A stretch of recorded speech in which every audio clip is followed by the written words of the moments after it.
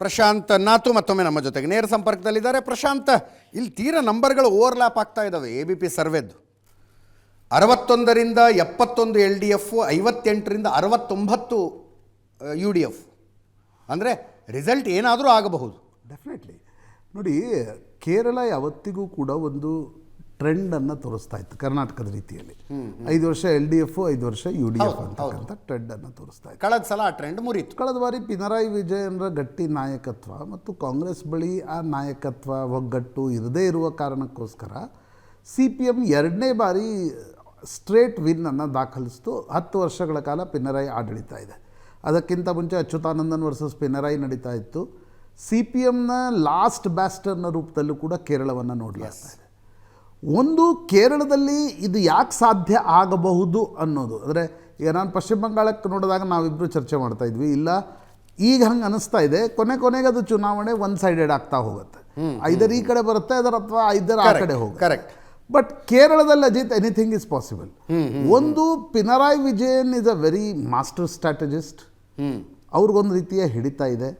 ಆದರೆ 10 ವರ್ಷಗಳ ಆ್ಯಂಟಿ ಇನ್ಕಂಬನ್ಸಿ ಅವರ ಸರ್ಕಾರವನ್ನು ಅಲ್ಲಾಡಿಸುವ ಪ್ರಯತ್ನವನ್ನು ಮಾಡ್ತಾ ಇದೆ. ಯಾಕಂದರೆ 10 ವರ್ಷಗಳ ಆಡಳಿತದ ನಂತರ UDFಗೆ ಮೊನ್ನೆಯ ಸ್ಥಳೀಯ ಸಂಸ್ಥೆಯ ಚುನಾವಣೆಯಲ್ಲಿ ಬಾರಿಂಗ್ ತಿರುವನಂತಪುರಂ ಮತ್ತು ಪಲಕ್ಕಾಡ್ ಬಿಟ್ಟರೆ ಬಹುತೇಕ UDF ಎಲ್ಲ ಸ್ಥಳೀಯ ಸಂಸ್ಥೆಗಳ ಚುನಾವಣೆಗಳನ್ನು ಗೆದ್ದುಕೊಂಡಿತ್ತು. ಅದನ್ನೇ ಆಧಾರವಾಗಿಟ್ಕೊಂಡು ನೋಡಿದರೆ UDF ಸರ್ಜ್ ಮಾಡ್ತಿದೆ, ಅಧಿಕಾರವನ್ನು ಗಳಿಸ್ತಾ ಇದೆ ಅಂತಕ್ಕಂಥ ಚರ್ಚೆಗಳು ಕೂಡ ಶುರುವಾಗಿತ್ತು. ಬಟ್ ಪಿನರಾಯಿ ವಿಜಯನ್ ಕೊನೆಯ ದಿನಗಳ ಒಂದು ಕೋರ್ಸ್ ಕರೆಕ್ಷನ್ ಮಾಡಿಕೊಂಡಿರುವ ಕಾರಣದಿಂದ ಮತ್ತು ಕಾಂಗ್ರೆಸ್ನಲ್ಲಿ ಯಾರು ಮುಖ್ಯಮಂತ್ರಿ ಆಗಬೇಕು ಅನ್ನೋದೇ ಈಗ ಒಂದು ದೊಡ್ಡ ಭಯಂಕರ ಚರ್ಚೆಯಲ್ಲಿ. KC ವೇಣುಗೋಪಾಲ್ ದಿಲ್ಲಿಯಿಂದ ಹೋಗಿ 3 ತಿಂಗಳಾಯ್ತು ಅವರು ಕೇರಳದಲ್ಲೇ ಕೂತ್ಕೊಂಡ್ಬಿಟ್ಟಿದ್ದಾರೆ. ಕರೆಕ್ಟ್. ಅವ್ರಿಗೆ ಅನಿಸ್ತಾ ಇದೆ ನನ್ನ ಜೀವಮಾನದ ಅವಕಾಶ, ರಾಹುಲ್ ಗಾಂಧಿ ನನ್ನನ್ನು ಮುಖ್ಯಮಂತ್ರಿ ಮಾಡಿಬಿಡ್ಬೋದು ಅಂತ. ರಮೇಶ್ ಚೆನಿತಾಲ ಓಲ್ಡ್ ವಾರ್, ಒಂದು ರೀತಿ ಹಳೆಯ ಹುಲಿ ಅದು. ಹೌದು. ಯೂತ್ ಕಾಂಗ್ರೆಸ್ ದಿನಗಳಿಂದಲೂ ಕೂಡ ಅವ್ರಿಗನ್ನಿಸ್ತಾ ಇದೆ ನನಗಿರ್ತಕ್ಕಂಥ ಕೊನೆಯ ಅವಕಾಶ. ಲಾಸ್ಟ್ ಟೈಮ್ ಉಮನ್ ಚಾಂಡಿ ಮುಖ್ಯಮಂತ್ರಿ ಮಾಡಿಬಿಡ್ತು ಹೈಕಮಾಂಡ್. ಈ ಬಾರಿ ನಾನು ಮುಖ್ಯಮಂತ್ರಿ ಆಗದೆ ಹೋದರೆ ನನಗೆ ಅವಕಾಶ ಸಿಗಲ್ಲ, ಇನ್ನು ನನಗಿಂತ ಜೂನಿಯರ್ಸ್ ಆಗ್ತಾರೆ ಅಂತ. VD ಸತೀಶನ್ ಅಲ್ಲಿನ ಕೇರಳದ ಕಾಂಗ್ರೆಸ್ ಅಧ್ಯಕ್ಷರು, ಒಳ್ಳೆ ಹೆಸರಿದೆ ಅವ್ರಿಗೆ. ಸೊ ಅವ್ರಿಗೂ ಅಂದರೆ ಯಾರು ಮುಖ್ಯಮಂತ್ರಿ ಆಗಬೇಕು ಅಂತಕ್ಕಂಥ ಪೈಪೋಟಿ ಕಾಂಗ್ರೆಸ್ನಲ್ಲಿದೆ. ಇನ್ನೊಂದು ಕಡೆ CPMನಲ್ಲಿ ಎಲ್ಲವೂ ಸ್ಪಷ್ಟ ಇದೆ, ಪಿನರಾಯಿ ವಿಜಯನ್ ನಾಯಕತ್ವ ಅಂತಕ್ಕಂಥದ್ದು.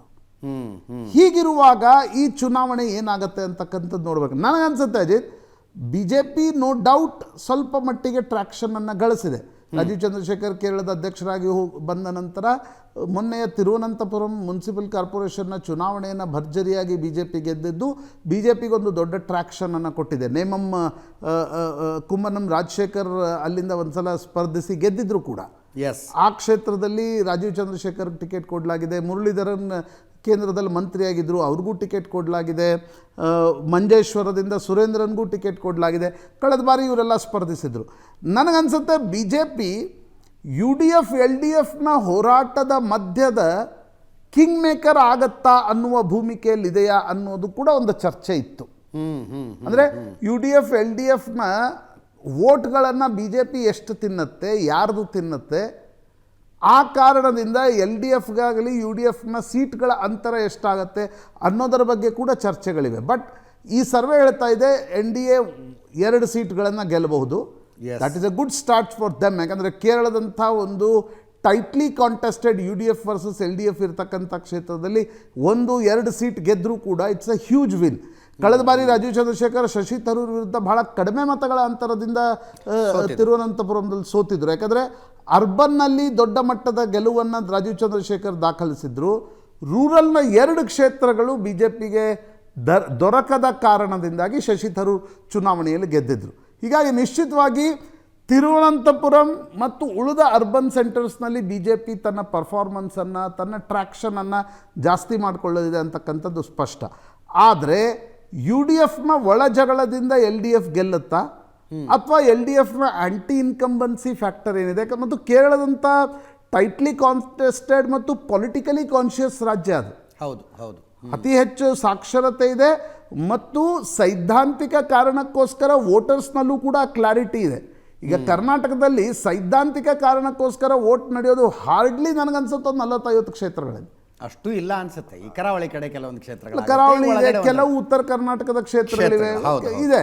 ಹೌದು. ಆದರೆ ಸೈದ್ಧಾಂತಿಕ ಕಾರಣಗಳಿಗೋಸ್ಕರ ಕ್ಲಾರಿಟಿ ಇರ್ತಕ್ಕಂಥ ವೋಟರ್ಸು, ಕಾರ್ಯಕರ್ತರ ಜೊತೆಗೆ ವೋಟರ್ಸ್ ಸಂಖ್ಯೆ ಕೂಡ ಕೇರಳದಲ್ಲಿ ಜಾಸ್ತಿ ಇದೆ.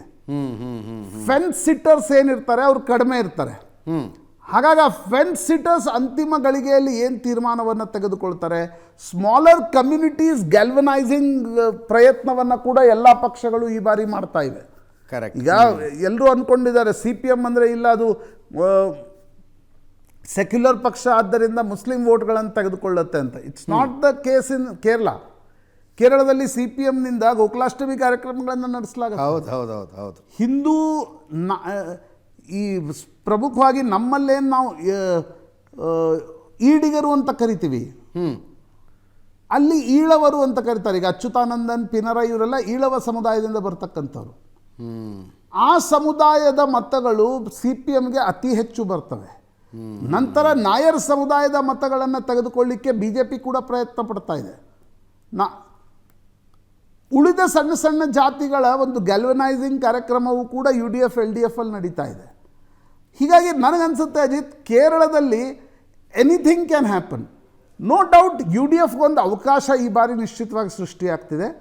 ಬಟ್ LDF ತನ್ನ ಕೇಡರ್ ಸ್ಟ್ರೆಂತ್, ತನ್ನ ಬೂತ್ ಮ್ಯಾನೇಜ್ಮೆಂಟ್ ಮತ್ತು ತನಗಿರ್ತಕ್ಕಂಥ ಒಂದು CPMಗೆ ಒಂದು ರೀತಿಯಾಗಿರ್ತಕ್ಕಂಥ ಗಟ್ಟಿತನ ಇರುತ್ತೆ ನೋಡಿ, ಆ ಗಟ್ಟಿತನದ ಕಾರಣದಿಂದ ಕೇರಳವನ್ನು ಉಳಿಸ್ಕೊಳ್ಳುತ್ತಾ, ಅಥವಾ ಕಾಂಗ್ರೆಸ್ ಈ ಬಾರಿ ಒಂದು ಅವಕಾಶ ಕಾಂಗ್ರೆಸ್ಗೆ ಸೃಷ್ಟಿಯಾಗುತ್ತಾ?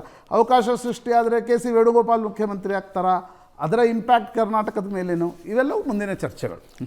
S it is too early to discuss ಹಿಂಗೆ ಆಗುತ್ತೆ ಅಂತ.